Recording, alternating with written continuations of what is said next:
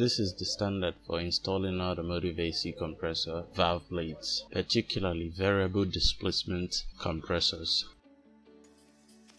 So when installing the plates, you install the suction valve first, the valve plate itself, the discharge valve,